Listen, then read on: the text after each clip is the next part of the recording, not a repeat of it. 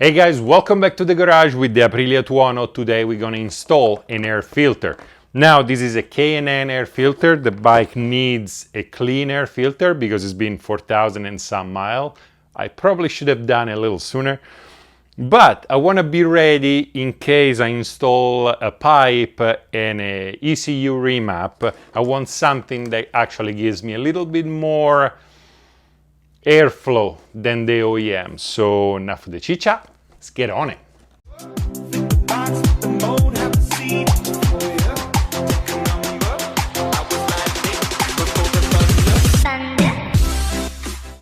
Why K&N and not another SNS or BNC or whatever other insert brand aftermarket air filter? Well, I have K&N on most of my bikes.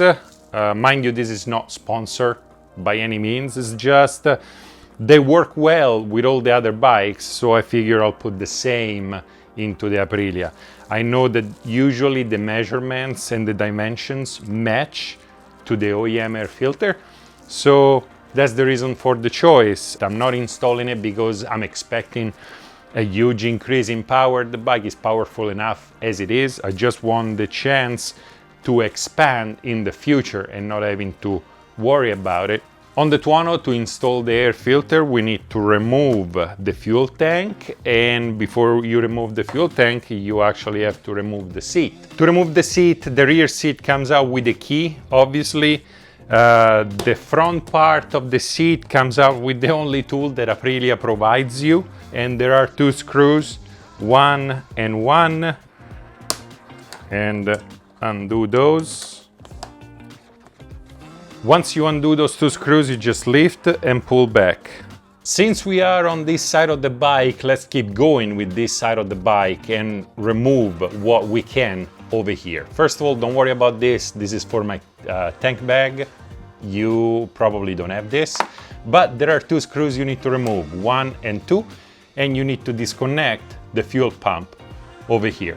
Now, sometimes the washers around those screws over here moves together with the screw itself. If that's the case, just pinch it with pliers and turn the center. The outside is not supposed to be turning.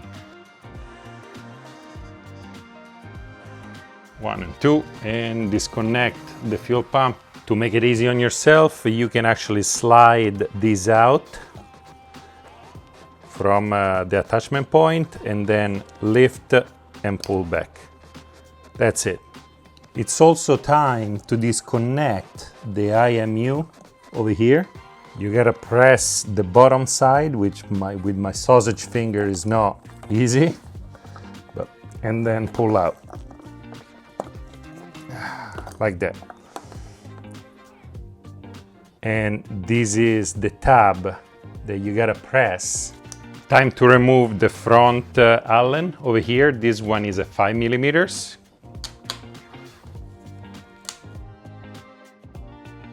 Off we go, put it aside.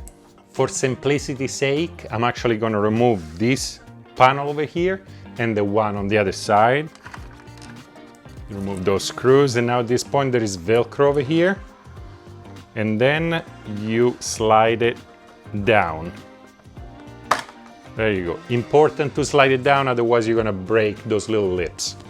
At this point we need to be on the left hand side of the bike because we need to remove those two vent hoses down here, and just with this, just pinch and pull down.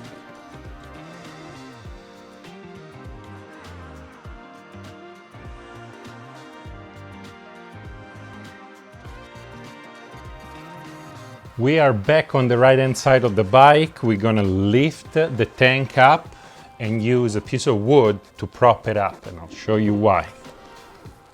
Lift it up, leave it propped up so you have access over here.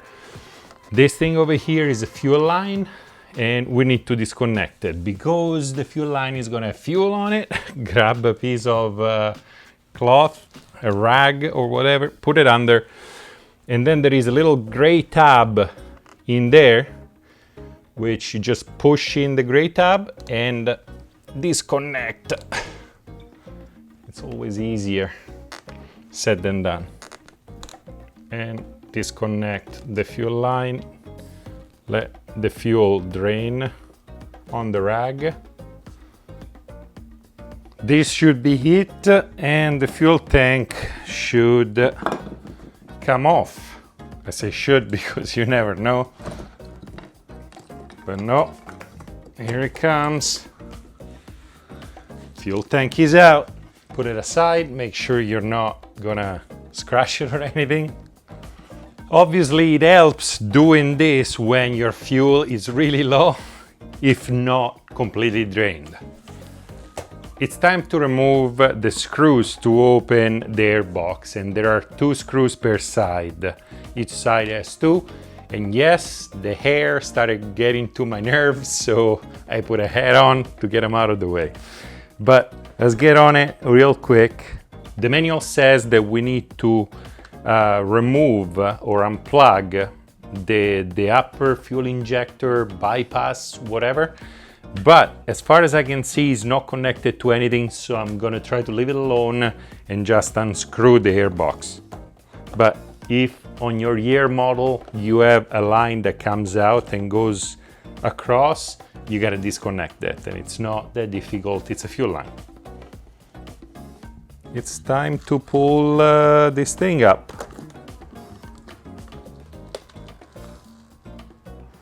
All right, now instead of removing this thing all the way, you can actually grab a piece of wood and prop it up. So you don't have to disconnect anything over here, you don't have to move too many things around. And one thing I would recommend is to cover the intakes down here. Before you can remove the air filter, there are 3 more screws in here to pull out. So let's pull those out.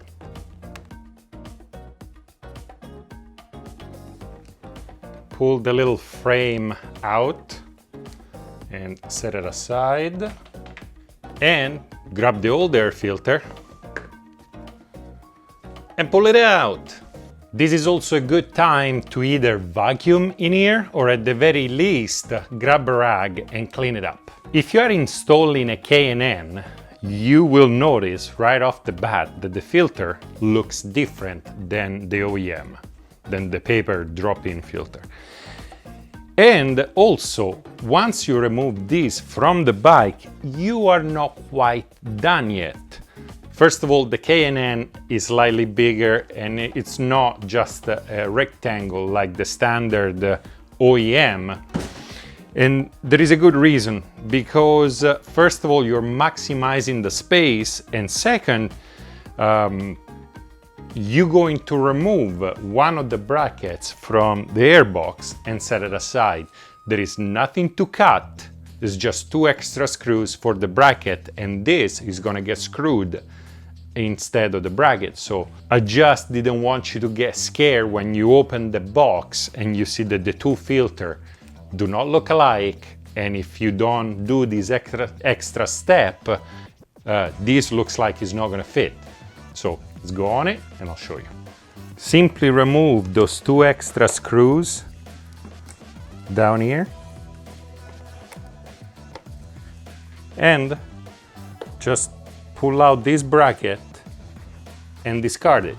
One more thing, the 2 screws over here are exactly the same as the 8 screws around the airbox and exactly the same as the first frame we removed.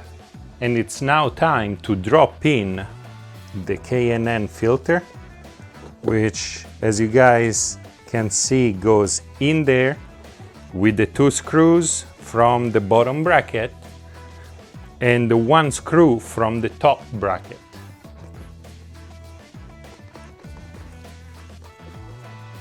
All right, really quick at this point, block of wood goes away, cover for the intake goes away, take a good look around, make sure everything is where it's supposed to be, yada, yada, yada, the usual things. Drop the cover back on it. There you go. Make sure there is no gap. Grab the 8 screws and start screwing back in. 2 hours later. At this point, I have the bad habit of using the bike itself as shelf to hold pretty much a whole bunch of stuff. So I'm gonna remove the bracket and put it aside. By the way, from one bike to another bike. And remove the GoPro. In every Aprilia out there, there is a GoPro under the tank. I'm just kidding. Please do not remove your tanks to check if there is a GoPro underneath. Just kidding. Time to put the tank back on. Once more, block of wood. Let's see if we can do this in one take.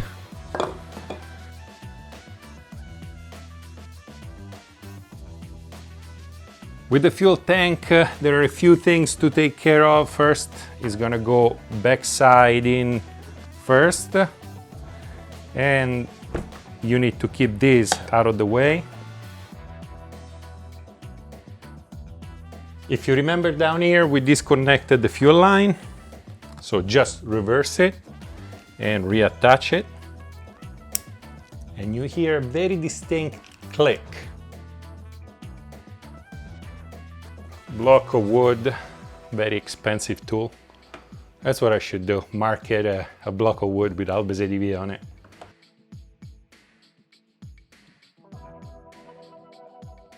Okay, once the tank is down solid, it's time to start reconnecting the vent hose on this side. Once you clamp the hoses back on, it's time to start plugging electric stuff back in. And hopefully I didn't forget anything. No, I don't think so. The fuel pump, then the IMU. Time to screw the fuel tank back in place. You have the 2 in the back, 4 millimeters, and the one up front, 5 millimeters. And as always, remember, there are slots over here that you need to put those little winglets. There you go, you push up. If you don't do that, this is not gonna join properly, and you might break it, and on and on and on. Then you have the Velcro as well. Time for the seat. Same thing goes for the seat. Don't tie it to death, you're sitting on it, literally. Well, everything is back where it's supposed to be, I think.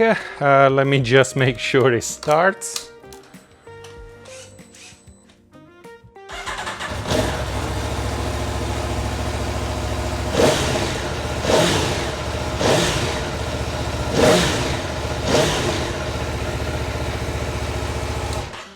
Whew, it got real hot real quick, but we are done with the installation. Now, before we close the video, there are a few things. First of all, you get stickers with the K&N air filter.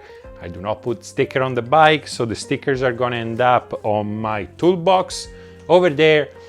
If you have stickers of your own and you want it to end up on my toolbox, just mail it to me and I'll stick it on and I'll post a selfie of it on Instagram or something. Once you're all done, there are a few things you need to be left with if you install a K&N air filter. First of all is those 2 brackets, is the top and the bottom bracket that come from the OEM air filter, and 2 screws, only 2 screws. If you're left with more than 2 brackets and 2 screws, well, you forgot something. You gotta go back in there, watch my video one more time, and then start all over again.